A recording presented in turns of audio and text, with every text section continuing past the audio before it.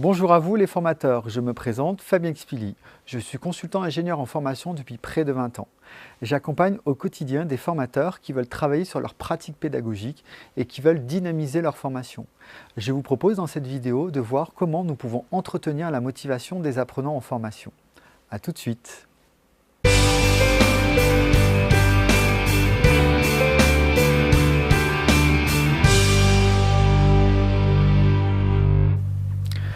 Pourquoi est-il important de s'intéresser à la motivation en formation?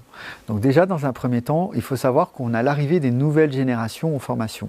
Nous avons la génération X, nous avons la génération Y et nous avons la génération Z, celle qui est née depuis 1995.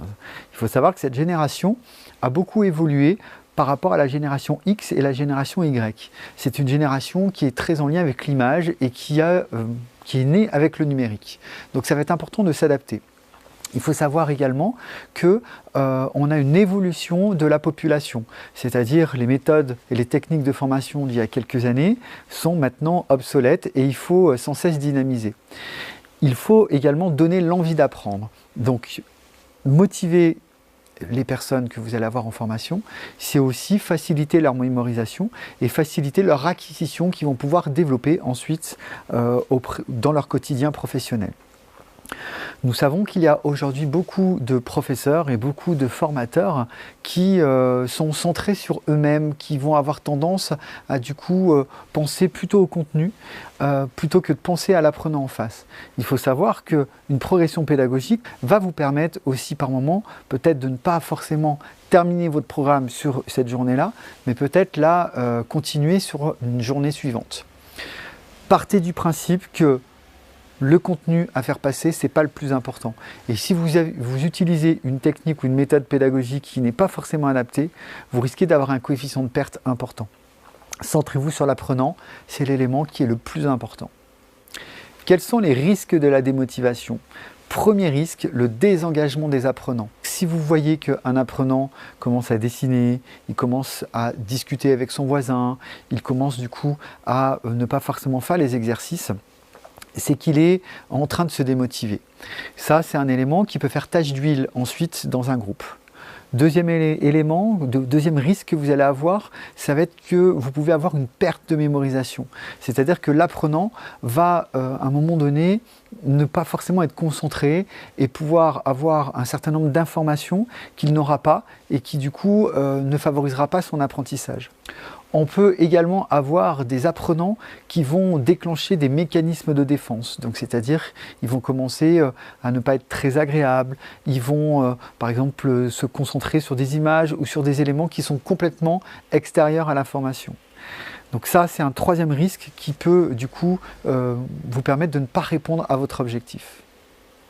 Ensuite, vous pouvez également avoir une baisse de la productivité. On sait qu'en fonction des temps en formation, vous pouvez également avoir un risque de baisse de productivité.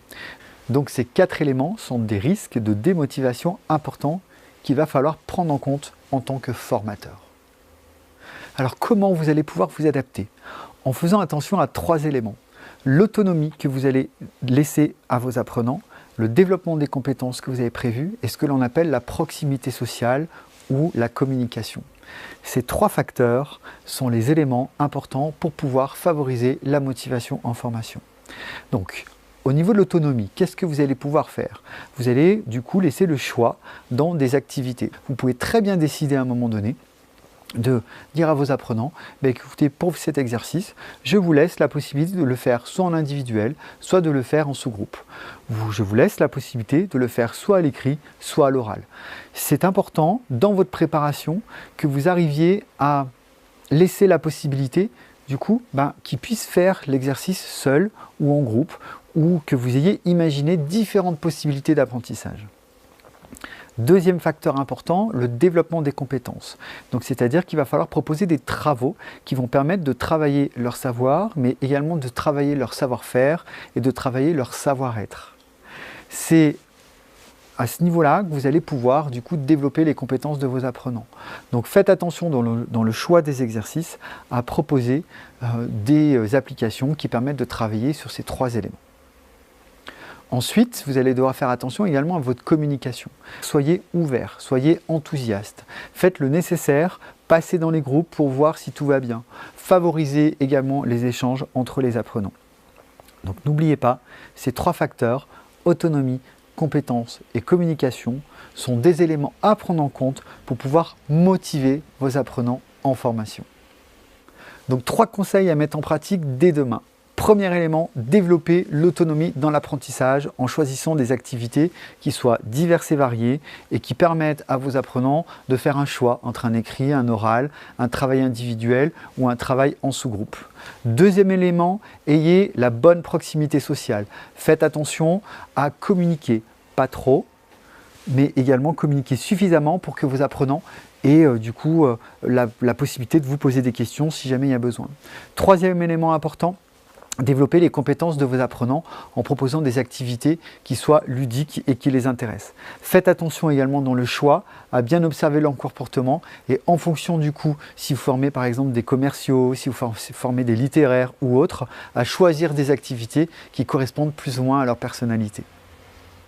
Nous arrivons à la fin de cette vidéo, j'espère qu'elle vous aura été utile. Je vous invite à vous abonner à ma chaîne YouTube pour recevoir les prochaines vidéos, à poster des commentaires si vous avez des questions et surtout n'hésitez pas à partager cette vidéo auprès de vos contacts.